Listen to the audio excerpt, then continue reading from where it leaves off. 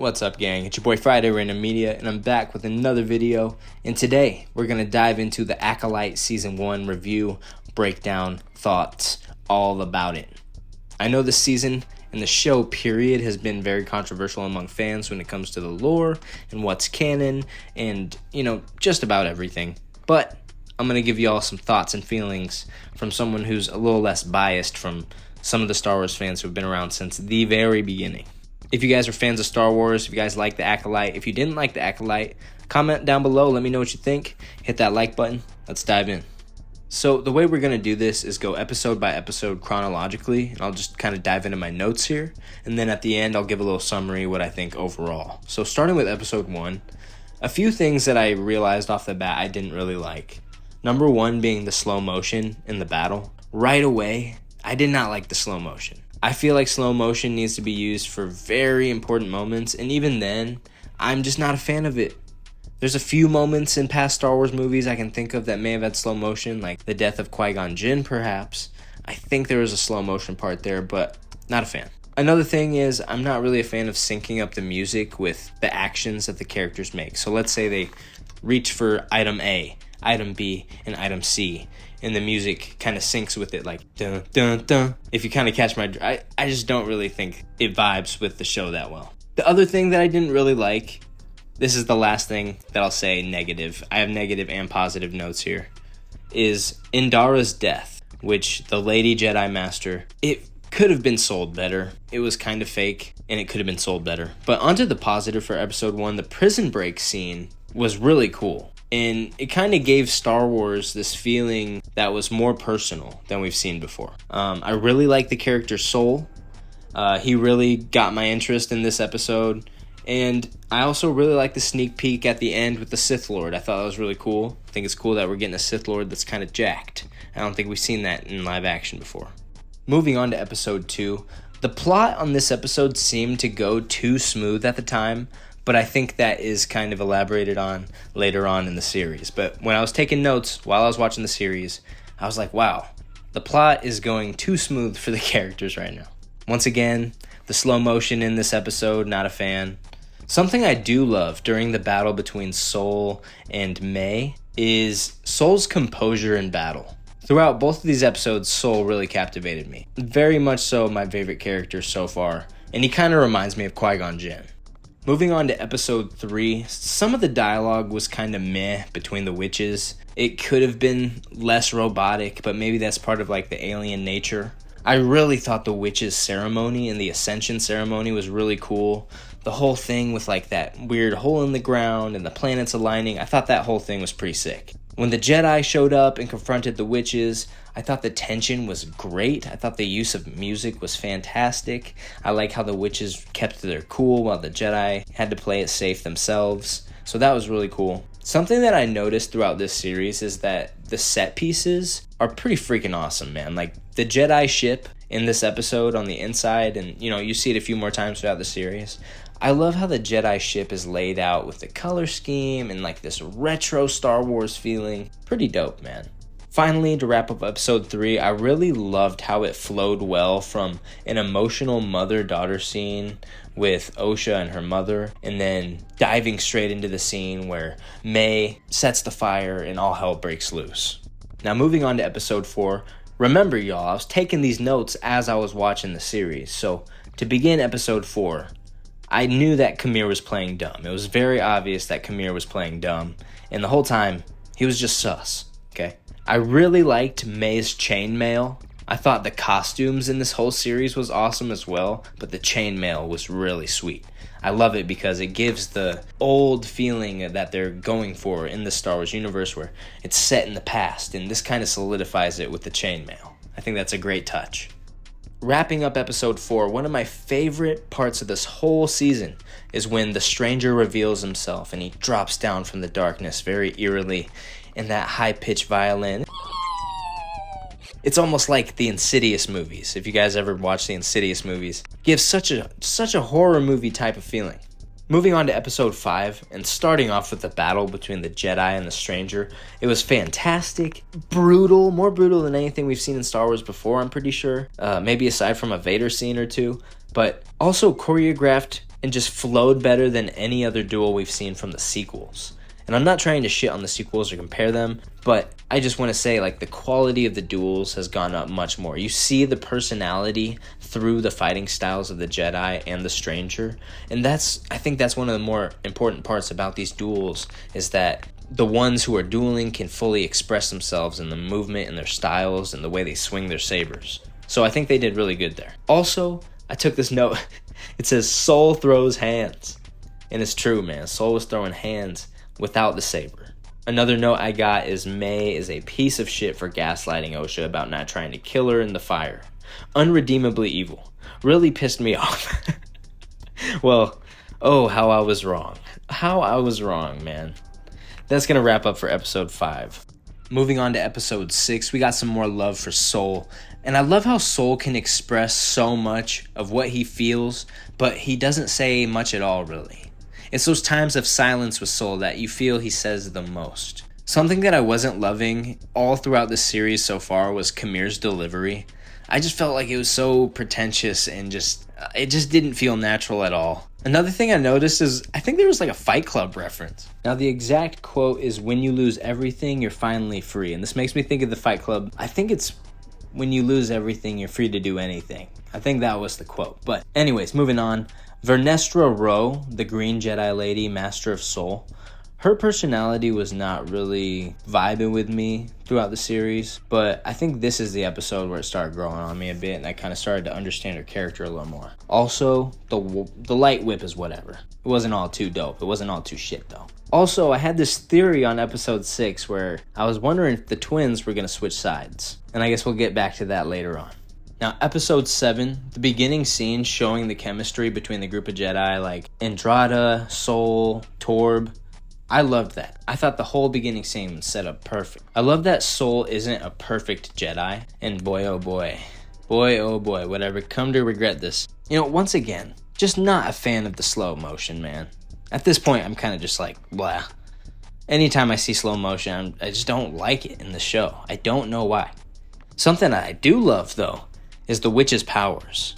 That black mist thing, where they're able to turn that black mist, I thought that was sick. I don't know what it was exactly, maybe I gotta rewatch, but I thought that was pretty sick. The Wookiee Jedi battle was absolutely peak. It wasn't as flashy and fancy as other Jedi battles, but I think that's the point with the Wookiee and the Wookiee style. It's a big, ferocious beast with a lot of brute strength, and we saw that. Something that was kind of weird was I felt like the witches' deaths caused by Andrada was kind of disturbing, man. I felt like those witches' deaths were the more realistic deaths in Star Wars. Like one of the more realistic deaths in Star Wars that I've seen ever. The way that they flopped over felt real to me. This is the point in the series where I just am totally taken aback.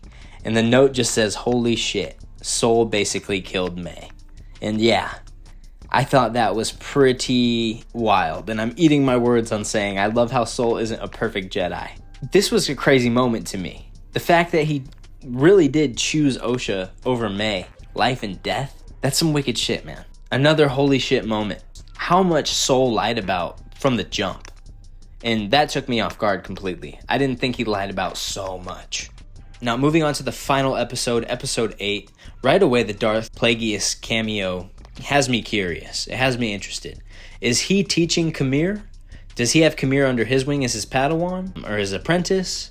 Does he want to use Kamir to use the twins' power, or is he using Kamir to get to the twins and use their power? Interesting. We don't have any idea, but lots of speculation for that. Now, the tension in the lead up to the duel between Soul and Kamir, I think that could have been better. I think there could have been a little bit more heat building up, a little bit more steam in the kettle before it blows. Now, this was another holy buckets moment when Osha kills Soul. I did not think she would actually kill him.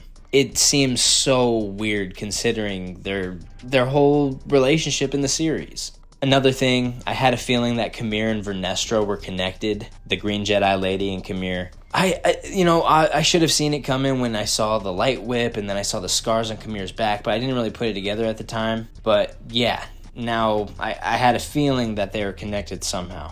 Something I'm not sold on here is Osha's character arc in general. I know she was hard-headed. I know she was emotional, But to completely embrace the dark side just doesn't feel right. Killing Soul, joining Kamir so fast, it just feels weird. It doesn't feel like a natural flow of, how the story would go.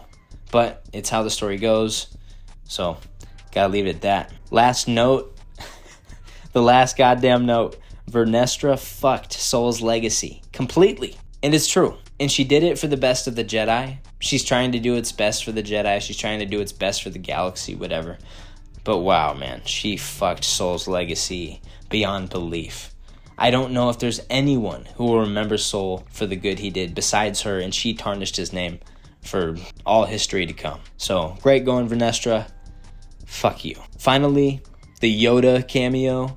I didn't even write that down because I was so just like, huh? Like, we got Yoda cameo at the end. He doesn't speak, but we see his little bald head. A few straggler hairs here and there. Apparently, he's master of Vernestra, so we're going to see, maybe if there's a season 2, what Yoda's doing. So, let me run it back on all my most important points, kind of my theories and thoughts here. Obviously, something that I did not like at all in this series was the freaking slow motion, bro. I don't like the slow motion.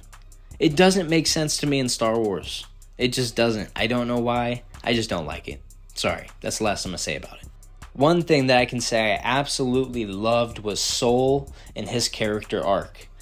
From the way that he would speak, from the way he would communicate with his body language and his facial expressions, the sincerity in everything he said. It's crazy to me that he lied so much, and you can see that pain and see that guilt in him throughout this entire season. I also love how Soul's combat was choreographed. He's very smooth with it. At the same time, it seems like he does let his emotions get the best of him at times. So back to that thing about not being a perfect Jedi. And, in the end, this was his demise. But his character arc was very, very interesting, getting to see young Soul make those great decisions of letting May die, basically, and choosing Osha. And, going with his heart instead of going with his orders. So when you see in the end how he finally reveals everything in like the worst situation possible, it kind of makes you think like maybe those things that you have on your chest that you feel like you want to get off, but you're nervous to, you should get them off now rather than later, because it could be quite a bad position you're in when it's time to finally walk the walk, if you catch my drift. So yeah, another thing that I wasn't really a fan of was Kamir's acting throughout like the first half of the season, like when he was just acting like a bumbling idiot.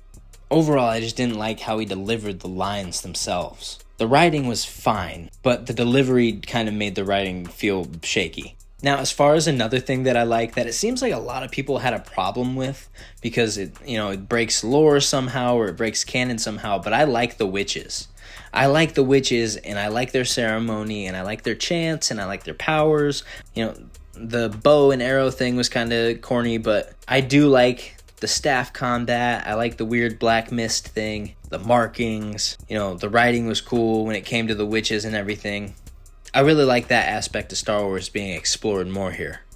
Now, to list another thing that I wasn't much of a fan of was when Osha was able to turn the blue saber red with just her emotions. I thought that was kind of lame. I didn't really understand that. As far as I know, you build a lightsaber with a crystal and you can get like a Sith type of crystal or bleed it, or I don't know the whole thing, but I just feel like it wasn't earned, It didn't feel ceremonial at all. Now onto a little theory here. As we saw in the last episode, in the very beginning they show us Plagueis hiding in the shadows, and at the very end they show us Yoda chilling in the Jedi Temple. And my thoughts here are they wouldn't just introduce these two at the very beginning and the very end for no reason, about the same amount of screen time for no reason. It's like a complete mirror's reflection.